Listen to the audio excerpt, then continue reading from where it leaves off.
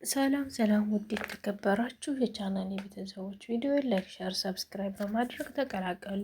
እንግዲህ ኖላዊ ድራማ ስለ ሀናና ስለ ኤልያስ ዛሬ እስከ መጨረሻው ድረስ አወራለሁ። ከወደዳችሁት እንግዲህ በላይክ እና በሰብስክራይብ ጀምሩት። ኤልያስ በጣም ደስተኛ ሆኗል። ዛሬ ላይ ደስተኛ የሆነው ለምንድን ነው?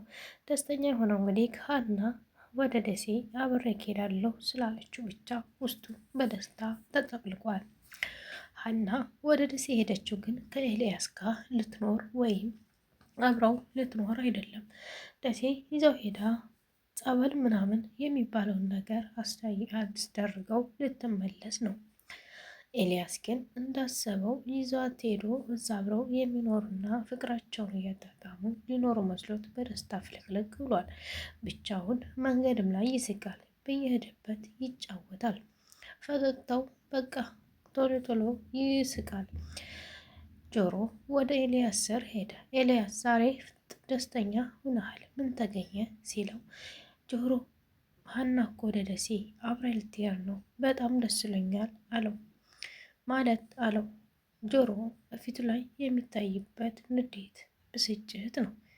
ኤልያስ ምን ሆነሃል ጆሮ? ሀና ከኔ ጋር ልትሄድ ነው እኮ ያልኩህ፣ አልገባህም አለው። ገብቶኛል ግን እንዴት አለው።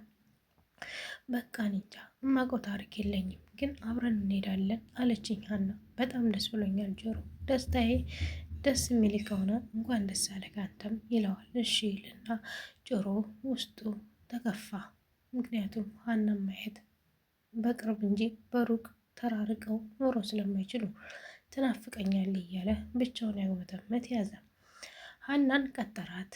ጆሮ ሀናን ጠርቷት እቤታቸው እንደመጣች እንዲህም አላት። ሀና አላት ምግብ አቅርበው በሉበት ሰዓት ወደ ደሴ ልትሄጅ ነው አሉ። ግን እንዴት አላት። አይ አዎ ልሄድ ነው፣ ግን ማን ነገረግ? ኤልያስ ነገረኝ። ግን እንዴት ትሄጃለሽ? አብሬሽ ልሄድ አላት። እንደዛማ አይሆንም ጆሮ፣ እኔ እኮ የምሄደው እሱን ጸበል ለማስገባት ነው። ብዙ ሰው ሆነን ደግሞ መሄድ አይቻልም፣ እናቱ አቅመ ደካማ ናት አለችው።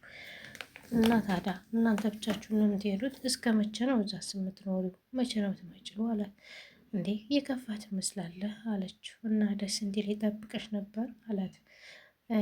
ከዛ እሷም ለምን አለችው። ለአንቺ ምን ያክል እንደምጨነቅልሽ ብታቂ ኖሮ ይህን ጥያቄ ባልጠየቅሽኝ ነበር አላት።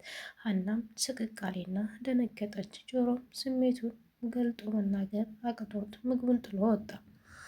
ሀናም ጆሮንም እየጎዳሁት ነው፣ ኤልያስንም እየጎዳው ነው፣ እዚህ ጋር እዝራንም እየጎዳው ነው። ታዲያ እኔ ምን ልሁን? ከማንኛቸው ልሁን? እንዴትስ ልሁን? ብንብዬ ልጥፋ እንዴ አለች። ጆሮ ግን እንዲህ አለ ለተምቹ ሲነግረው፣ እኔ ሀናን ሳላይ መዋልም ማደርም አልችልም። ካልሆነ እሷ ጋር በግድም ቢሆን አብሬያት እንዲሄድ አስገድዳታለሁ። አለበለዛ ግን እኔ ብቻዬን እሷ ሄዳ እዚህ ሀገር አልኖርም። ሀገሩም ሀገር አይመስለኝ አለ ሀና። አዲስ አበባ ለእኔ ባዶ ናት አለ እዝራ። እስ እንዴት ይሆናል አለው ተምቹ። እንዲህ ካልክ ታዲያ ከእዝራም ከኤልያስም ቀምጠህ ለምን ራስህ አላደረጋትም ነበር አለው ተምቹ። ተምቹ እንደዛ ሲለው ጆሮ እኔ በእንደዚህ አላምንም፣ የወደድካትን ልጅ ባጠገቡ ሆነ ደስታዋና የእሷ ኑሮ መመቸት ብቻ ለአንተ ደስታ ነው። እኔ እሷን ሳያትና እሷ ተደስታ ሳይ እኔ በጣም ደስተኛ ነኝ። እሷን ከፍቷት ግን ለደቂቃም ሳያት እኔ ይከፋኛል። ጆሮ እኔ ማለት ይሄ ነኝ አለ። ተምቹም አንተ ስለ ሰው ተጨነቀ እስከ መቼ? እሷ እኮ አንድም ቀን አስበህ አታውቅም። እባክህ ጆሮ የራስህን ህይወት ምራ በቃ አለው። ተወኝ እንዲህ እንዳትለኝ፣ በሀና እንዳትመጣብኝ፣ እኔ በሀና የሚመጣብኝ ሰው አልፈልግም አለ ጆሮ። እኔ ግን ሀናና ጆሮ ቢጋቡ ደስተኛ ነኝ። ኤልያስም ያሳዝናል፣ ግን ጆሮ አብሯት ጧት ማታ ከሷ ጋር ስለሚያሳልፍ ህይወት ከብደዋለች ለመኖር። ኤልያስም በጣም እንደሚያፈቅራት ያሳያል። ግን ቢሆንም ግን ኤልያስ ያለው ደሴ፣ እሷ ያለችው አዲስ አበባ የፍቅር ርቀትን ባይኖረውም ግን በአንድ በአብረው የሚኖሩ ስንት ዋጋ የከፈለላት አሴር ከጎኗ እያለ ሌላ ሰው ርቃ ስታገባ ይከብዳል። ቆንጆ ልጅ እኮ ከቤተሰብ አይወጣ ይባላል። ግን ለምንድን ነው እንደዛ የሚባለው? ቆንጆን ባትሆን ከቤተሰብ መውጣት የለባትም። ቆንጆዋን ብቻ መርጠው ለቤተሰብ ድረው ቆንጆ ያልሆነችውን ወደ የት ሊልከዋት? ማን ሊያገባላቸው ነው እነሱን?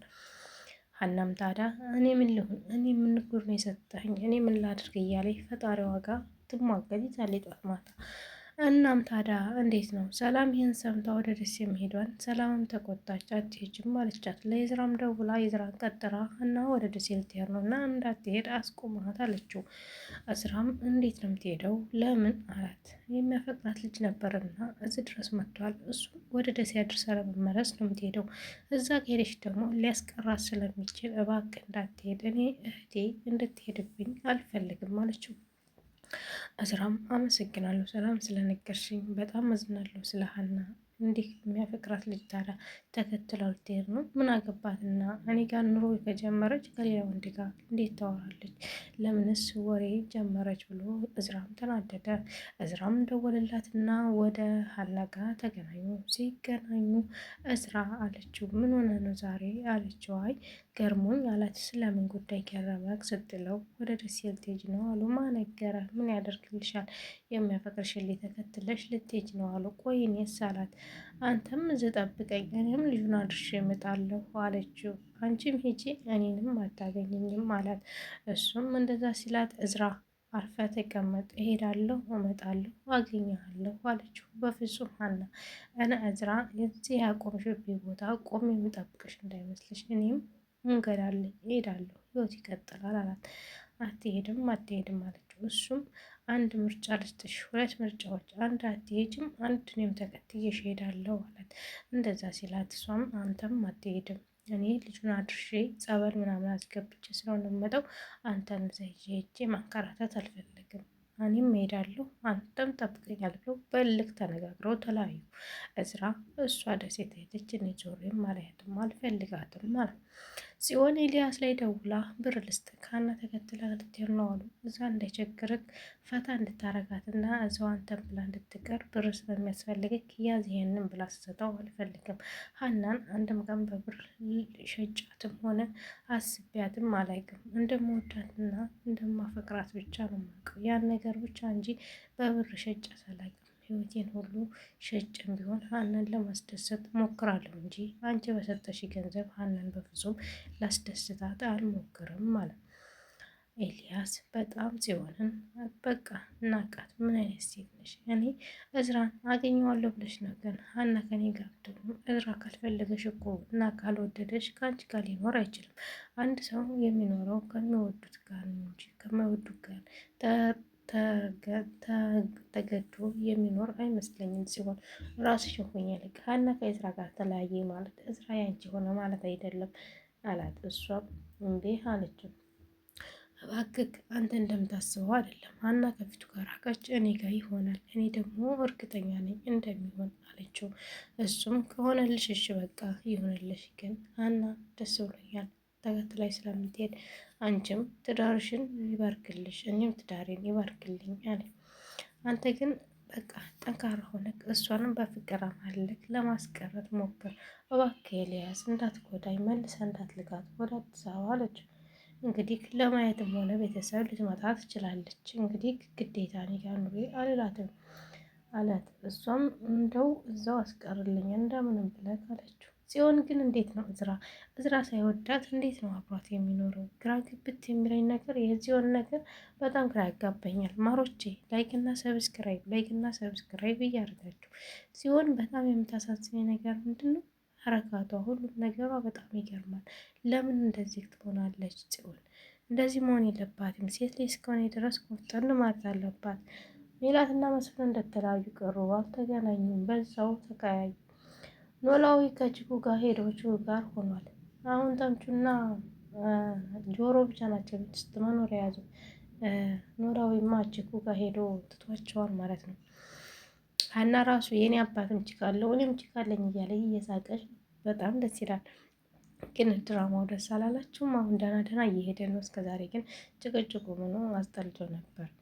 ድንብላልና ተምቹ ደግሞ በአጥር ገብቶ ኩሽና ድረስ ገብቶ ቢያቀፋትም ግን እሷ ግን ይቅርታ አላደረገችለትም። ምክንያቱም አንተ በግማሽ ልብ ስለሆነ የምወደኝ እና የምታፈቅረኝ ከኔ መራቅ አለብክ። እኔ የምወደው በሙሉ ልቡ የሚያፈቅረኝ እና የሚወደኝ ሰው ብቻ እንጂ አንተ በግማሽ ልብ የምትወደኝ ሰው ስለሆነ አልፈልግህም አለችው። እና ተምቹ ምን ያወጣል? ተምቹ ምን ውስጥ ይግባ? እንዴት እንደሚሆን ግራ ግብት ብሎታል። ተምቹ መጨረሻው ምን ይሆን የተምቹ ማለት ነው። ቪዲዮዬን ከወደዳችሁት ላይክ፣ ሼር፣ ሰብስክራይብ እያደረጋችሁ አበረታቱ። ውድ የሀገሬ ልጆች በቀጣይ ቪዲዮ እስከምንገናኝ ሰላም ሁኑ። ወዳችኋለሁ፣ አከብራችኋለሁ። ባይ ባይ። ይመቻችሁ፣ ምችት ይበላችሁ ማሮቼ። ባይ